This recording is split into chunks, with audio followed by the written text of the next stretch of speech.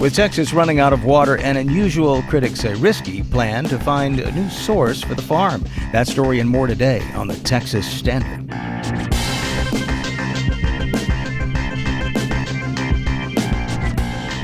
Texas Standard is a production of KUT Austin, KERA North Texas, Houston Public Media, and Texas Public Radio in San Antonio. I'm David Brown. Hearings today over a plan to reuse wastewater from oil field operations on Texas farms. Some fear the proposal is getting ahead of the science.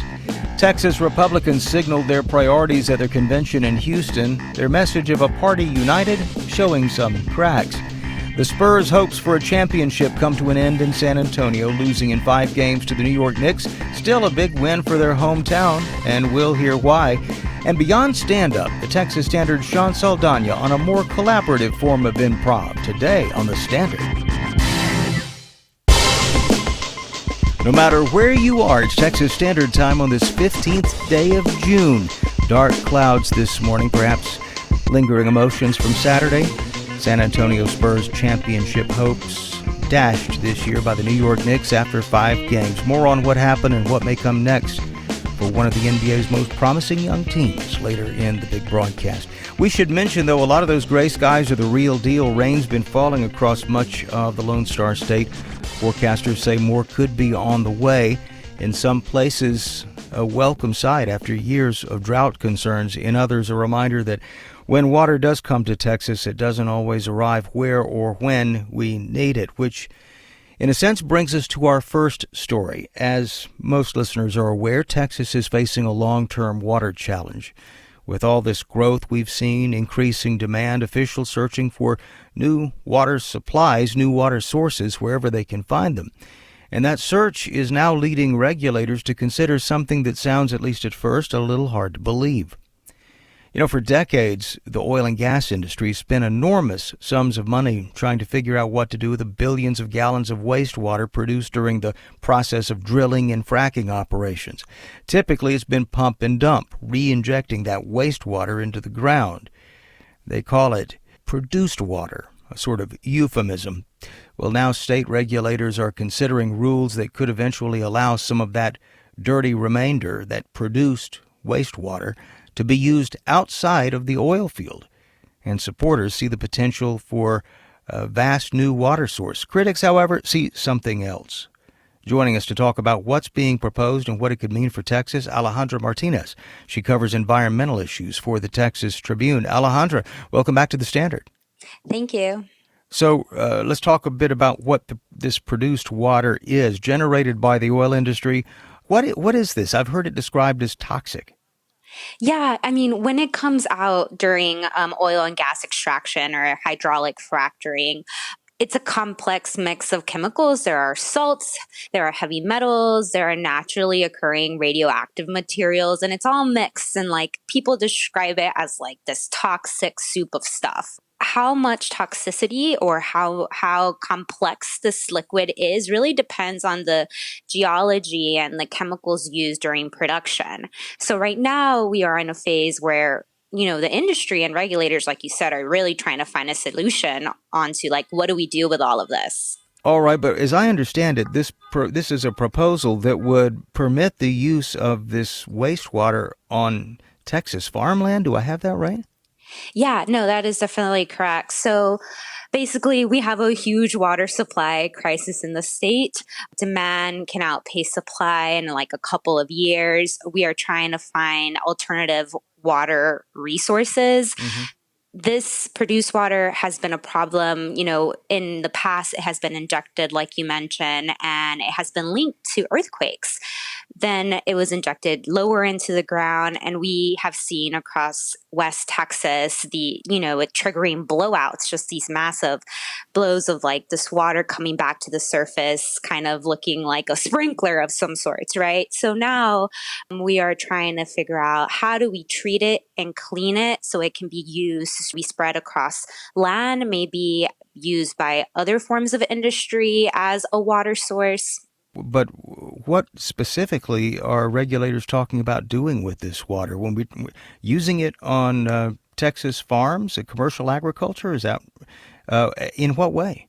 Yeah, so basically, our environmental regulator, the TCEQ, is setting rules on like how this water, needs to be treated, how it needs to be tested, and like what limits this water should have because, there's going to require a lot of rigorous treatment to get it to a level where it can be used to be spread across farms. Is the technology there to treat this wastewater so that it could be used in an agriculture setting? Yeah, there's definitely a lot of mixed opinions, but the state has invested millions of dollars into this research. And the Texas Produced Water Consortium, which is this research entity out of Texas Tech, has been issuing a number of pilots treating this water with different types of technologies and spreading it across different types of land for rehabilitation of land, for native vegetation. And there have been some promising results. I mean, in one case, all the contaminants were stripped from that water, up to like 99% of those were stripped. So I think we are moving towards a direction where like maybe this could be possible. You've spoken with critics, however. What are you hearing from them? Well, they are very skeptical. A lot of people are still saying that there is much more research and tested to be needed. A lot of people believe that these decisions to start issuing permits for this kind of use of this water are a little premature and coming before we know exactly definitively what treatment technologies are the best. Alejandra, what about public input on these new regulations? Yeah, the TCEQ, our state environmental regulator, is holding a hearing today. Texans can comment there or comment online until tomorrow at 11:59 p.m. But yeah, the state agency is definitely taking public input. Alejandra Martinez is a Fort Worth-based environmental reporter for the Texas Tribune. We're going to have a link to her reporting at texasstandard.org so you can check this out for yourself. Alejandra, thank you so much for joining us. Thank you for having me.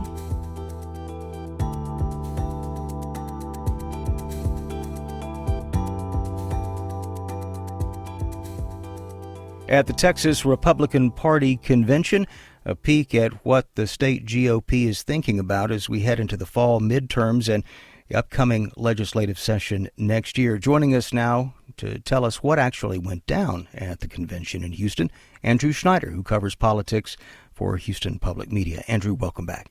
Thanks for having me. Okay, well, set the scene for us if you can. What was the atmosphere like at the convention? Well, the big theme of the event was unity, which is something the party needed to focus on after several very divisive primaries. But that message didn't exactly get through. The strongest evidence was that party chair Abraham George was ousted in favor of his former running mate, Dorindra Randall. We had Lieutenant Governor Patrick calling Senator John Cornyn a sore loser for some of his comments after losing the primary runoff for U.S. Senate to Attorney General Ken Paxton. House Speaker Dustin Burrows, who was the first sitting speaker to address a Texas state GOP convention, was booed. And the party tried to remove a handful of Muslim delegates who had ties to the Council on American Islamic Relations, or CAIR, which Governor Abbott has designated a terrorist group. The big bogeyman for the convention was State Representative James Tallarico, who's the Democratic nominee for U.S. Senator. Virtually everybody who took the stage found some way of hitting at Tallarico. In fact, the most the sharpest criticism that we saw was from Lieutenant Governor Dan Patrick. He actually said Tallarico would go to hell for running against God.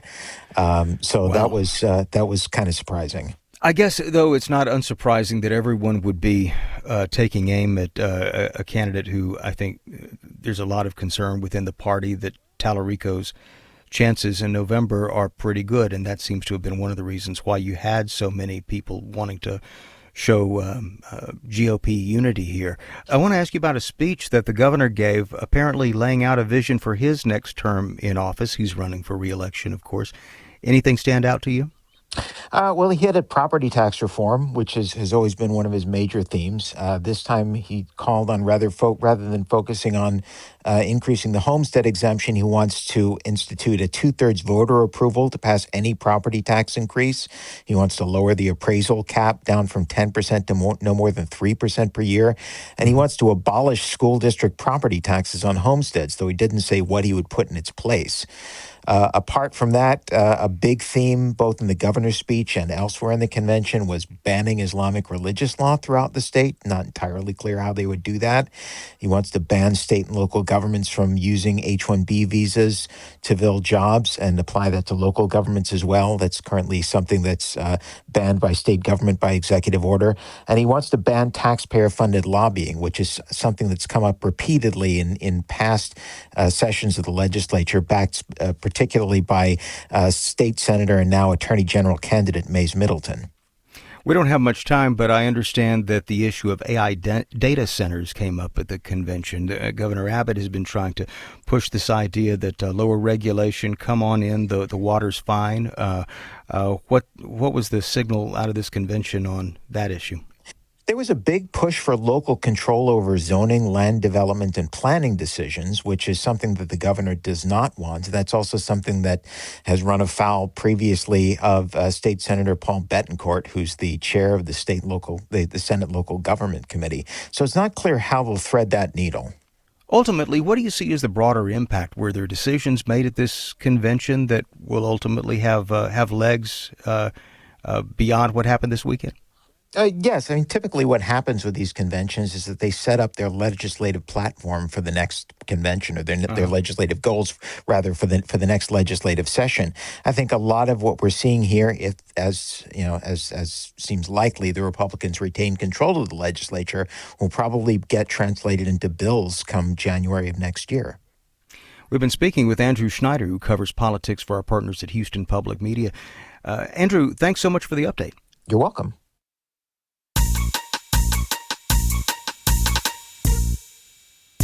Audience and engagement editor Wells Dunbar with the Talk of Texas. Welcome back, Wells. Happy Monday.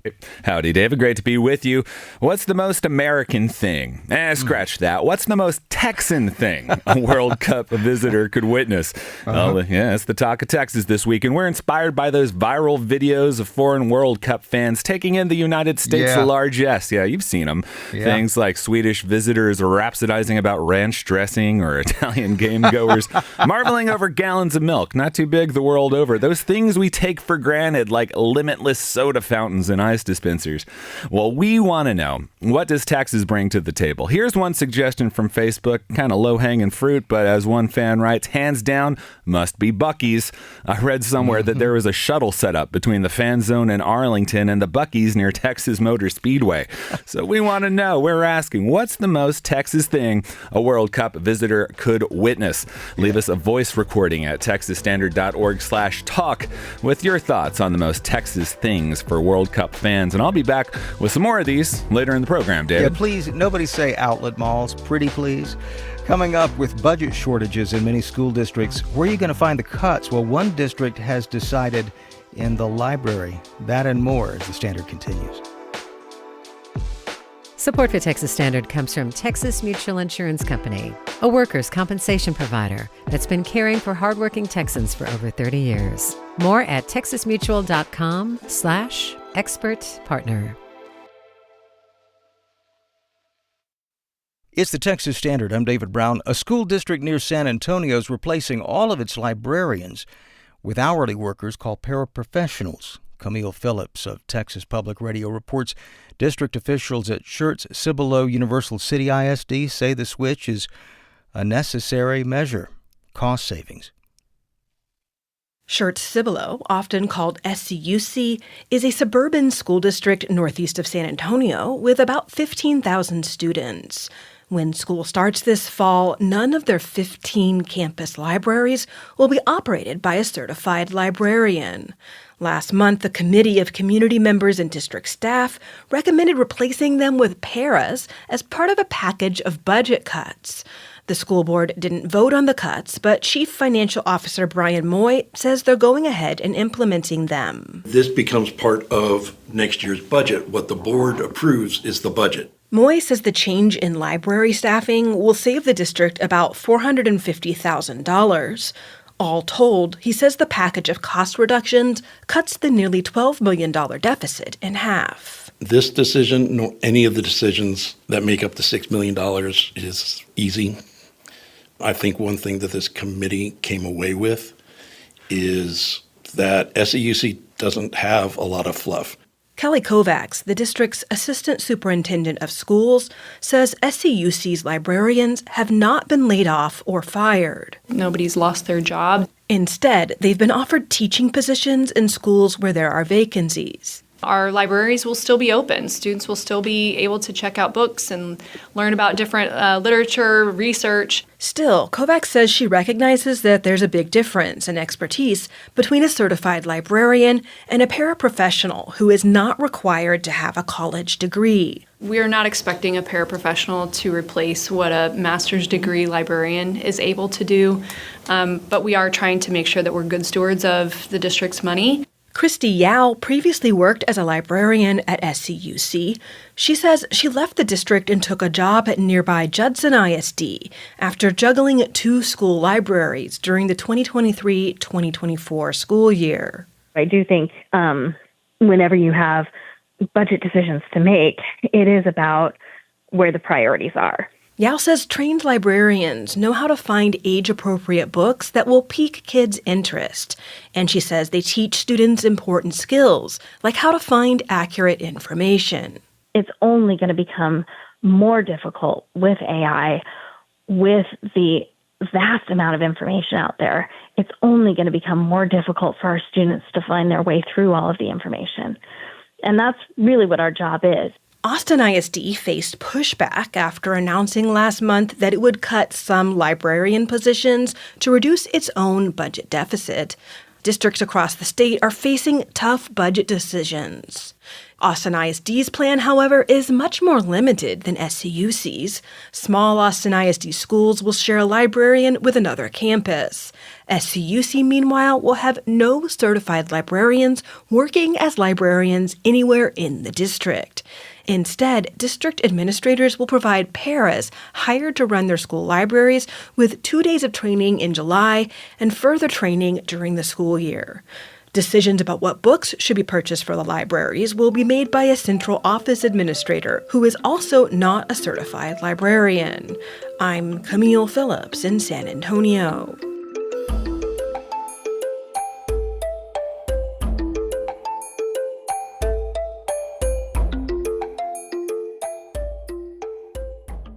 And you are listening to the Texas Standard. Well, the 2026 FIFA World Cup kicked off last Thursday in Mexico City, and this weekend Texas hosted 2 games. In Houston, it was Germany dominating Curaçao 7-1. Over in Arlington, what's been dubbed Dallas Stadium for the World Cup, Japan secured a dramatic 2-2 draw with the Netherlands. You know, for many fans, the allure of the World Cup isn't just what's happening on the pitch, but the moments people get to share with friends and family. In North Texas, KERA's Penelope Rivera spoke with World Cup fans about some of their most cherished memories. My name is Joshua Nascimento, and best World Cup moment for sure has to be the 2006 World Cup where I was in the final. I was able to watch that final. I was young, but I remember, and for me it was like a magical moment. It was one of my dreams, and I was able to be there for it, so it was awesome. My name is Mario Perez from Fort Worth, Texas. For me, growing up, watching the World Cup really highlighted major periods of my life, and it sort of sparked a lifelong passion for the game of soccer. And I followed a number of the games, but I guess it was the 1998 World Cup when I really began to focus. I was finishing my degree at UTA and got to see some incredible soccer with that amazing French national team that won the World Cup. Lift off for France! My name is Khalid Robledo. I'm from Dallas, Texas. I've been watching every World Cup ever since the 2006 final. I was a young kid whenever I first saw Italy play France in that final. Seeing 2010, seeing South Africa with the Vuvuzelas, seeing the World Cup go to Brazil in 2014, or seeing it visit Russia in 2018. It's such an adrenaline rush, and it just feels like a dream come true that it's coming over to Dallas. Surely now Spain have won the World Cup for the first time in history. I'm Alondra Martinez Gallegos, and I'm from Dallas, Texas. Actually, there is a few. So when Mexico was playing, I believe in the 2014 World Cup, I remember whenever they scored a goal, I lived in an apartment complex where the center was like a big patio, so a lot of the apartments would be facing each other. I remember all of my neighbors like exiting and yelling like, "Goal!"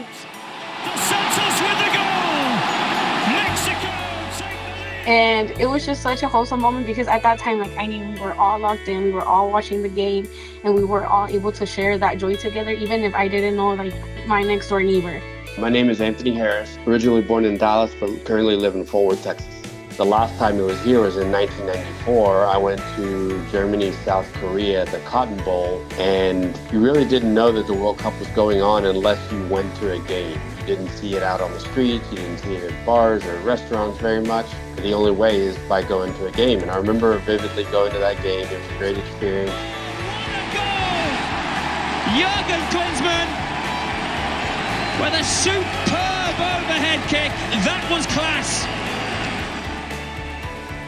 My first and last name is Marilyn Boifo, and I live in Denton, Texas. So my family is Ghanaian, so I just love how much it brings my family and our friends as well together when it comes to watching the game. We'd have our flags, we'd have food, we have our jerseys on.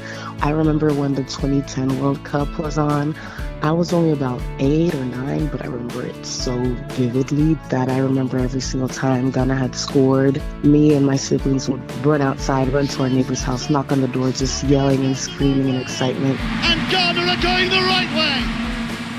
And whenever the game was called and it was final time, I remember whenever we ran out there to scream and yell, they were already standing out there just expecting us. Those voices collected by KERA's Penelope Rivera. Games are scheduled in Arlington through July 14th with a total of 9 games. In Houston, 7 matches, and all scheduled through July 4th. Support for Texas Standard comes from Texas CASA. For a child in foster care, small moments today can have a big impact tomorrow. More on how lending time and support can help make a difference at becomeacasa.org.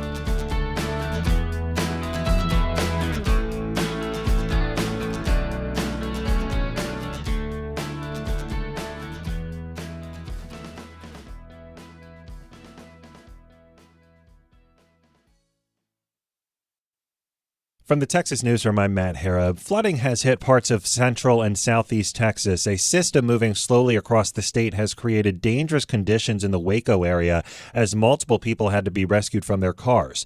National Weather Service meteorologist Cody Lindsay says the system will continue producing problems in southeast Texas, especially when it combines with tropical moisture moving north from Mexico. The tropical moisture associated with that system is going to get drawn up here into southeast Texas, and will interact with that front that's just going to kind of stall out over the area to produce some potential for heavy rainfall and flash flooding. Flood watches remain in effect through Wednesday.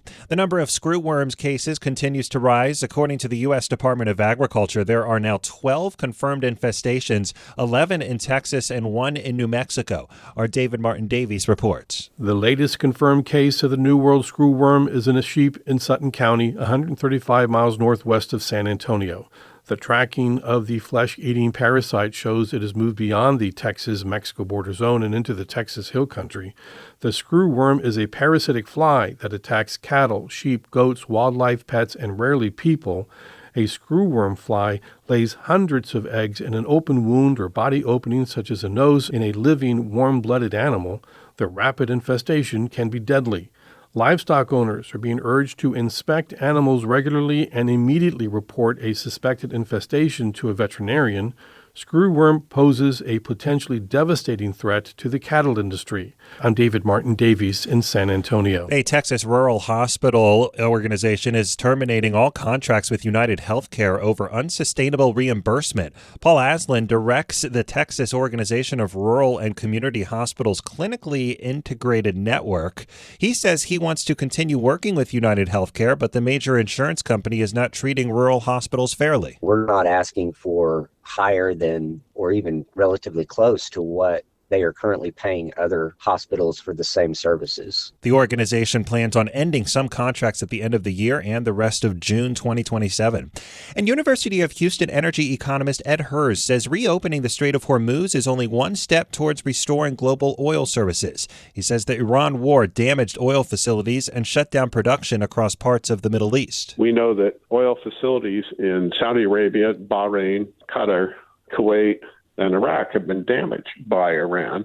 And we also know that they have shut in tens of thousands of wells in that region. He says many Texas producers are reluctant to spend on new wells because of uncertainty over global oil supplies. I'm Matt Harrop in the Texas Newsroom. Support for these Texas headlines comes from Texas Monthly, producer of Where the River Took Us, a podcast from the July 4th floods, from survivor Aaron Parsley's perspective, through the voices of his family and others, telling the story of grief, healing, and survival. 33 minutes past the hour Texas Standard Time. I'm Laura Rice. The San Antonio Spurs defied all early season expectations for a young team. They beat the defending NBA champions, clinching the Western Conference Finals, and defeated, if only once, a New York Knicks team that went unchallenged in the East. But in the end, the Spurs lost the series 4-1 in a Game 5 that ended 94-90. The Spurs were once again up by double digits, but the Knicks once again came back from a deficit and took the lead in the closing minutes of the game. Knicks guard Jalen Brunson ended the game with nearly half of the team points. He scored 45 and was named Finals MVP, giving the team its first title since 1973. Dan Katz is Vice President of News at our partner station TPR in San Antonio and a huge Spurs fan. Dan, how you doing? Disappointed, but plenty to be proud of. Well, and you wrote about that. You're getting your feelings out with your journalism, right? You just published a piece with the headline, "The Spurs lost the final, but San Antonio got something back." What do you mean by that? Well, the column, it isn't really about a team that lost the NBA Finals. It's about a city that rediscovered what it's like to have meaningful basketball in June. The Knicks won the championship. They were truly deserving. The Spurs gave San Antonio something back. That is belief. For the first time in years, meaningful basketball in June feels like part of San Antonio's future, not just the past. So what was the city like? I mean, there was such a buzz and such excitement leading up to this game. What was it like after Game 5? Oh, my God. It was difficult. A lot of people very depressed, but the traditional honking that you hear after celebrations actually continued because there was so much to be proud of. Well, I think a lot of Spurs fans are heartbroken because a lot of these losses seemed preventable. I mean, what was it? Game 4 up by 29, the largest lead in finals history, just gone. Wemby missing free throws, which is so unlike him. My guy, Stephon Castle, who's usually a top scorer, like barely showing up on the points there. What happened? Well, there's one stat that tells the entire story of the series. The Spurs led for roughly 72% of the NBA Finals, and the Knicks won the series in 5 games. As a Spurs fan, it was almost harder to watch than getting blown out. You know, for long stretches, San Antonio was playing spectacular basketball on both ends of the floor. They built leads, not only because they were shooting threes really well and they were executing on offense, but they were dictating the pace of the game. This wasn't a case of New York playing poorly. But as the games tightened, the Spurs' youth truly showed. But what the finals revealed is that the Spurs' biggest gap isn't talent. It's experience and it's composure and it's the ability to close. Well, let's talk about some of those moments because they ended up being amazing moments for Knicks fans and opposite for Spurs fans. I mean, at the end of Game 4, San Antonio up by 1. De'Aaron Fox, who is one of the more veterans on the team, had the ball with about 13 seconds left. Instead of holding it, he went for a layup that was blocked, and then the Knicks get the ball and win the game. I mean, is that a defining moment in this series, or does something else come to mind for you? Yeah, that moment speaks to a lot of the other mistakes that were made. It was a team that was confident and they kept going for it, but they didn't have that instinct baked in of what was needed to happen. And someone like De'Aaron Fox, too, who's on a max contract, who's really talented, who in the past would have just dunked the ball, Was a little tentative, went up for a layup, got it blocked. Well, you write that this playoff run unfolded alongside a larger debate about the future of downtown. Can you talk a little bit more about where things go from here in San Antonio?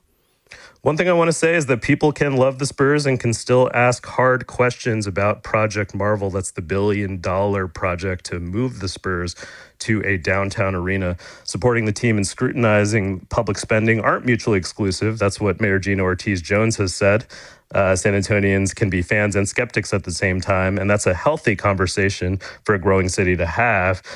Now, this run was also a reminder that the Spurs truly belong to San Antonio, and one sign of that is a pop-up shop on the west side across from Market Square.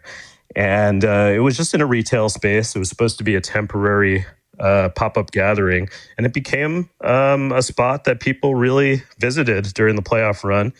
And the team's connection to the city remains remarkably deep. Some of the people we interviewed in our story came from that pop-up shop, and the pictures that you can see on tpr.org are just fantastic to see Spurs in their element on the west side at the Lozada pop-up shop. Dan Katz is Vice President of News at our partner station TPR in San Antonio. Dan, thank you so much. Thank you.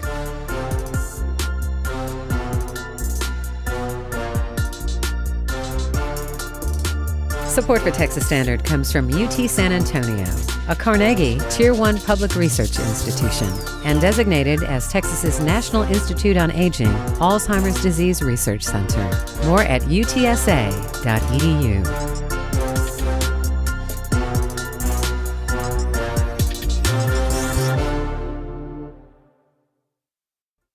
If you want to see comedy in Austin, you have two main options. You can head down to 6th Street where you'll find a lot of stand-up shows.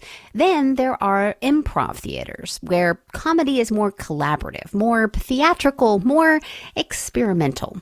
The Texas Standard's Sean Saldana takes us to one show where the truth is stranger than fiction.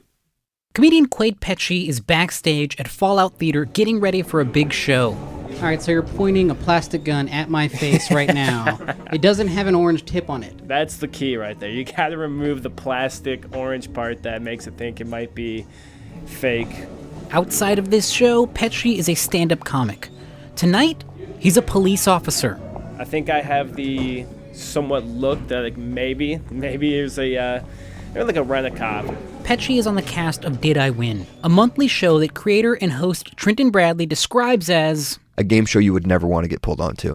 On Did I Win, audience members get called on stage to play games that make no sense. The game can be, anything from maybe a Deal or No Deal kind of parody spin-off or something as wacky as, give somebody a haircut. When they arrive, people are told to put their names in a bucket.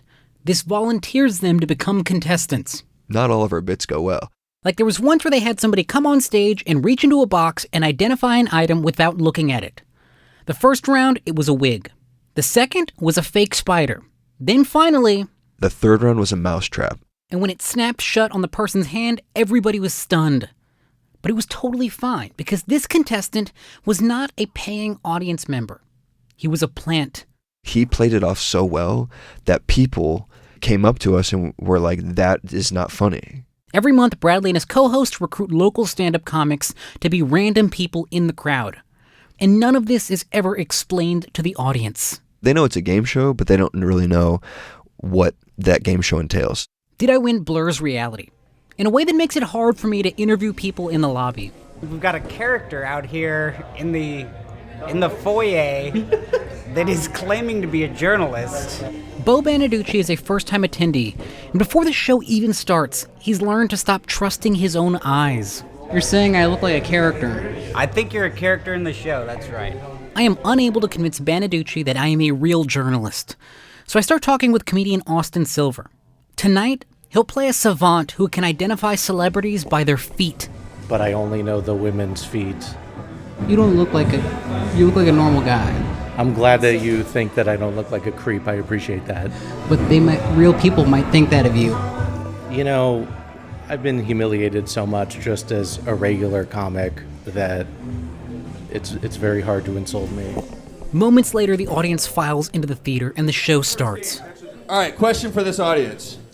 I've been sober for 6 years. Should I relapse tonight? The first game of the night is Guess Who? Epstein Files edition. And the name they pull out of the bucket is Chris. Let's get started. Oh, is it a man? Yes. Is it an actor? No. Politician? Yes. Donald Trump? No. You couldn't go that easy right from the start. You gotta try. Chris is a real audience member, and with the crowd's help, he gets all of the answers right. Which means that he wins his very own set of the real board game, Guess Who? Alec Baldwin, guys, give it up for Chris. I think he won. Did he win, guys? For the next segment, Bradley calls up a woman named Demi Chang. You're going to fight the trash can. Bradley pulls out a mid-sized plastic can and places it on the floor. Fight. Without hesitating, Chang raises her leg and kicks it off stage. Fight. Oh, Then comes round 2. 1, 2, 3, go! Oh, not this trash can. A man wearing a trash can with arm and leg holes cut out storms into the theater and stomps onto stage. No, her. He corners Chang, but Trenton Bradley does not care. He shoves her into the middle of the stage. Fight the trash. You're losing the game. Finally, Chang forfeits and heads back to her seat. She is a plant, but the audience does not seem to notice. Boo Demi, guys, boo Demi. The trash can wins. The next person called on stage is another real audience member named Alyssa. We're going to show you pictures of celebrities' feet. Okay. And you got to guess whose feet they are. I don't know any celebrities, so this is going to be really hard. But you see, Alyssa isn't lying. She cannot identify any celebrity feet, and neither can anybody else in the crowd. They all fail to name LeBron James, Leonardo DiCaprio, and Yoda. Of course, the only exception is comedian Austin Silver, who can immediately identify the feet of every woman they show. Margot Robbie.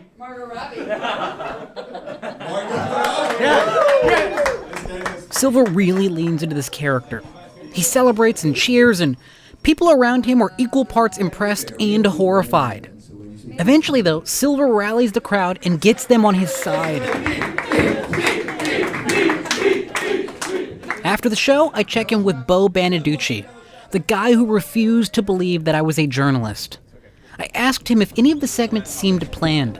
No, I don't think there's anything that totally stood out to me as fake. I give him an exact breakdown of what was real and what was staged. Oh my God, of course. I did not even suspect that. And then he turns to his friend. I know you're not an actor. I invited you to this. Yeah. Did I Win is part comedy, part immersive theater. It's also hosted by a maniac. If you're in on the joke, it looks like performance art. If you're not, it's just a train wreck. I'm Sean Saldana for the Texas Standard.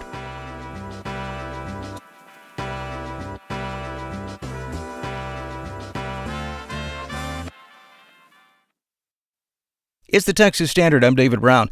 After agriculture officials confirmed the discovery of the New World screwworm in a calf in Texas last week, Governor Abbott activated the Texas State Emergency Operations Center to Level 2, and he's urging federal officials to pick up the pace on a facility to fight the flies, saying he expects the screwworm to continue its spread across the state over the next year.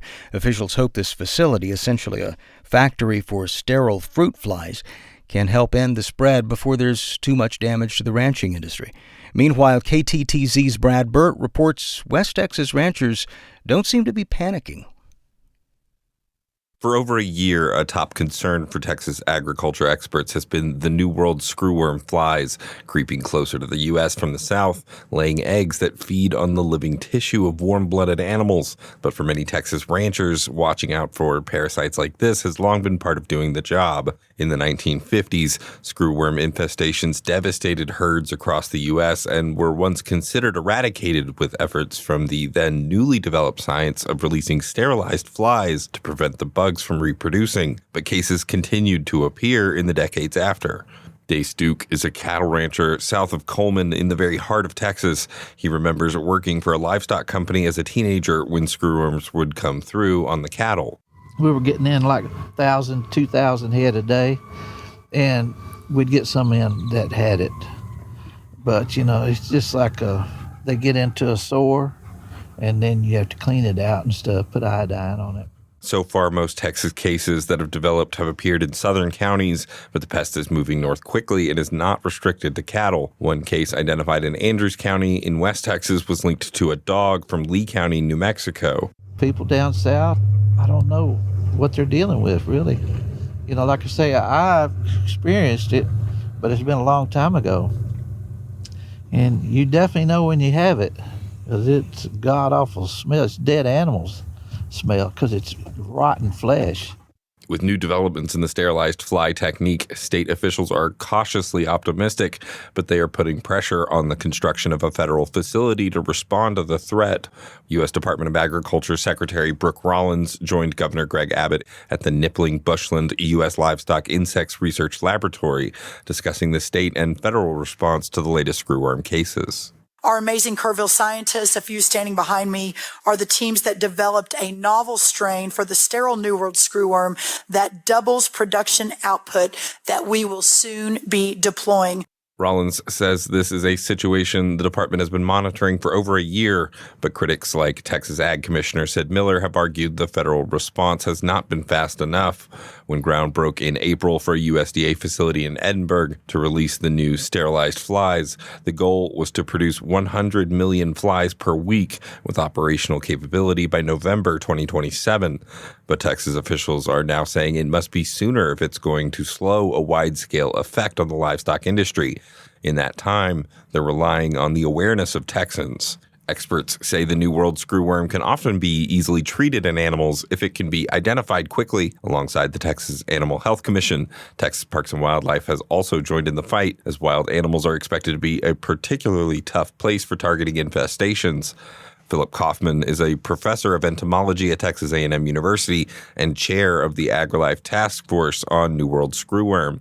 He spoke to Texas lawmakers in May about the latest screwworm concern. We have other issues now that we didn't have 50, 60 years ago. We have a thriving wildlife population, particularly in South Texas. The white-tailed deer population in the 60s was probably at about 1.5 million or so. Across the state, we're over 6 million white-tailed deer now. We have huge numbers of feral hogs. We have all these exotics. All of those are hosts that will only amplify the number of flies in the environment, and all of those animals are next to impossible to capture and treat. And so they are going to be a source of fly populations that the livestock producers are going to be dealing with the impacts of. Those livestock producers have already been dealing with issues like rising input costs from fuel and materials, drought, and a consolidated cattle industry leading to the smallest U.S. cattle herd in 75 years. As this new fly settles in open wounds like the navel areas of newborn calves, there's a concern that the herd could continue shrinking. Kaufman says it could have a $1.8 billion impact on the Texas cattle industry, but he's confident in Texas producers doing their part in an emergency. I am cautiously optimistic, and what we talk to producers constantly about, and AgriLife is in the education business, is to be proactive rather than reactive. Ranchers have management plans for hurricanes if you live in the coastal bend. If you're in the panhandle, you have wildfire emergency plans. Develop a screwworm emergency plan. What are you going to do if and when it shows up? Texas A&M AgriLife Extension, in coordination with the Texas Animal Health Commission, is expected to publish a New World screwworm training module so ranchers can be certified to inspect their animals. On the ranch, Day Stuke is still going about his business, but he's also recommending a closer eye for cattle raisers. You just have to really watch them. But if you got a bunch of cattle and a bunch of brush, it's very difficult, you know. You got to get on horseback and get in there and check them all.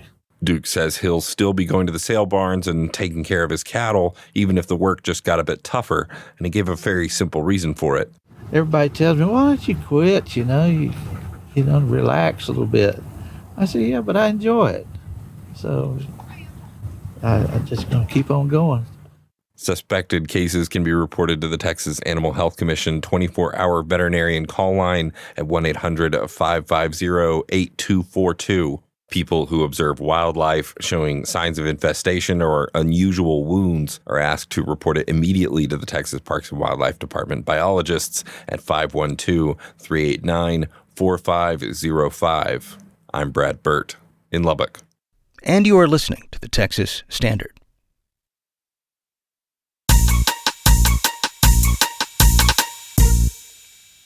Hey y'all, he's back. Audience and engagement editor Wells Dunbar, that is, with more of the talk of Texas. Howdy again, Wells. Howdy, David. Great to be back. And I'm loving the response we're getting to this query we're talking this week. What's the most Texan thing a World Cup visitor could witness? Already gotten some voice recordings from folks there leaving their messages for us at texasstandard.org/talk. Easy to do. Just go there on your smartphone and press that record button. I don't want to spoil the surprise, but there was a great one about, what would someone in town for the World Cup, say from Cologne, Germany, or someplace like that, what would they think about seeing a horse parked outside of a bar? Well, it's a real thing in some parts of Texas. It's true. So definitely fun stuff coming in over email and via Facebook. Tara Avila says there's nothing more Texan than breakfast tacos with Tejano music. Martha Humphreys nominating the famous cattle drive in Fort Worth. And of course, Blanca Houston pointing out the fact that she hopes people are seeing our famed Texas hospitality. Yeah. So quite, the Texas, one of the, sites for the World Cup this year, and just a huge platform for it. And, I got to tell you, just the excitement I'm seeing here on our streets. I was out and about over the weekend and seeing the reaction to some of these games. Big time stuff. So texasstandard.org/talk. We'd love to hear your thoughts on what the most Texan thing a World Cup visitor could experience. Yeah, I love this idea, Wells. Fantastic stuff. Let us hear from you as soon as possible. Alas, we're out of time for the big broadcast. News continues 24/7, texasstandard.org. We'll talk again tomorrow. Philanthropic support for Texas Standard comes from Casey and Scott O'Hare, the Winkler Family Foundation, Lynn Dobson and Greg Woldridge, Adrian Killam, and the George Huntington family.